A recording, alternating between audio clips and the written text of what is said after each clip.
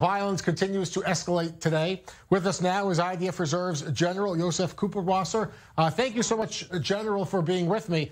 I want to ask your thoughts now about what the IDF can do at this point. What targets are left that perhaps are low risk to civilians or low risk for collateral damage at this point? The Hamas rocket attacks keep coming.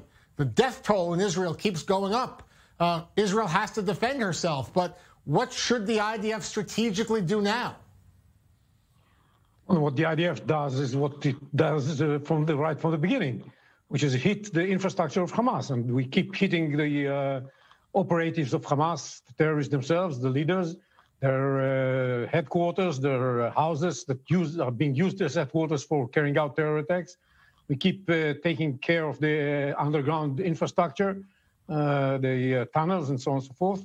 And we keep hitting the launchers and the people that stand behind them, the people that are involved in launching rockets towards Israel. That's what we do. And we cause a lot of damage to Hamas by not only Hamas and Islamic Jihad by doing that.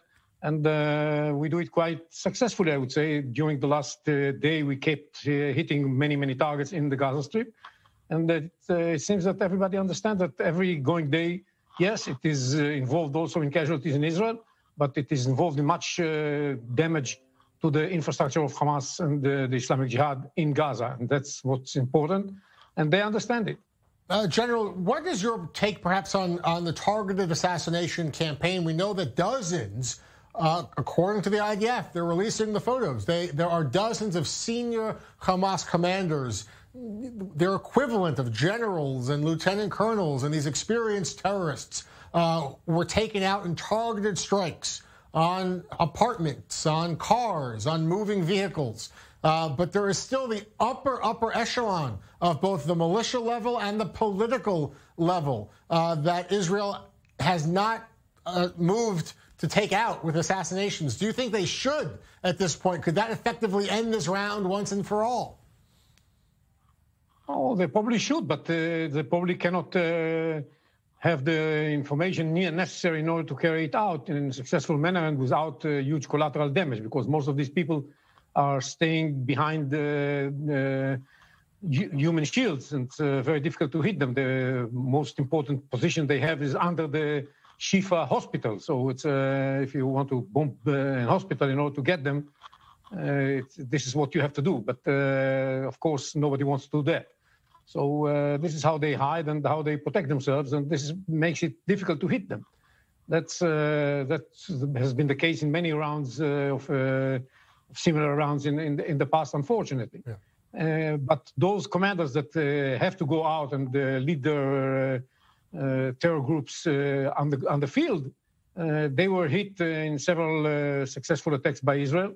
And especially those operatives who are out there in order to carry out launching of rockets towards Israel, they are the relatively easier target, and they get hit all the time.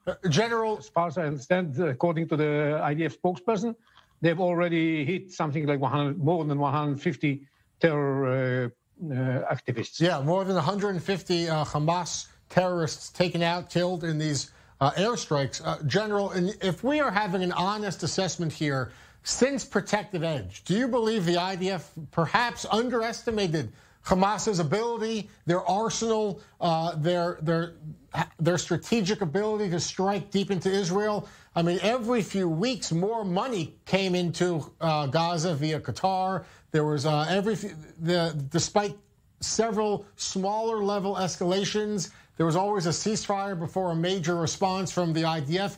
Did the IDF miscalculate Hamas this round? No, I think what happened was that the IDF knew well what is happening on the other side. And the fact is that all the surprises that Hamas has prepared found the IDF well prepared to tackle them. The anti-tank missiles, the UAVs, the naval capabilities, all of that was well anticipated and taken care of in advance.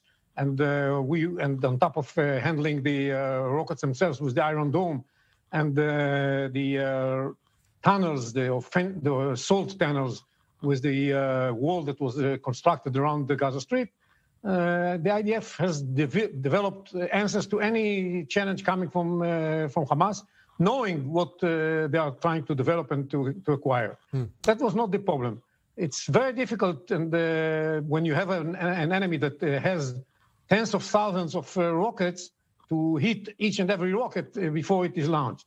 There are efforts to do as much as can be done in this respect, but to really deprive the Hamas from the ability to launch at all rockets towards Israel, this is very difficult and not cost effective.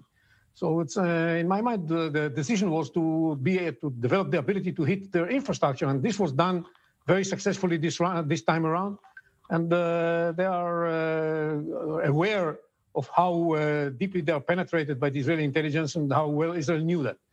That being said, there is the open question of what to do with the population.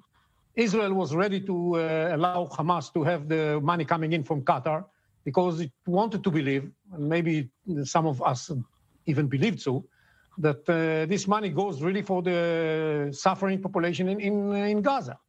The fact is that some of it probably went to that purpose, some of it went to other purposes like military construction and military buildup, and that is a pity. But most of the money that the Hamas used in order to finance their military construction and military acquisition of weapons was coming from Iran, not from Qatar. Yeah. And this is the bulk of the money that was used for that purpose, and the Iranians are now very happy, and so are Hamas, to praise themselves for doing that. And that is the big problem, and I think we should put more attention to that, because it's really disturbing that on the one hand, there are discussions going on with the Iranians about lifting the sanctions and letting them have more money, knowing that when the sanctions were lifted, what was done with the money was supporting Hamas. And I think that the Americans should reconsider this entire idea of lifting sanctions on Iran to enable it, as it says openly, to support Hamas. This is what is troubling. Yeah. Now, we didn't take an action against it. Just one last sentence. We didn't take action against it because we had to deal with more pressing issues like the buildup of the Iranian presence in Syria and the support of Iran to Hezbollah. That was something that was higher on our agenda at the time, and by letting the money in, we thought we were buying ourselves time to deal with that matter. General, thank you so much for being with us on i24 News. Appreciate your insight as the conflict continues into its 9th day. Great to have you on the show. Another round of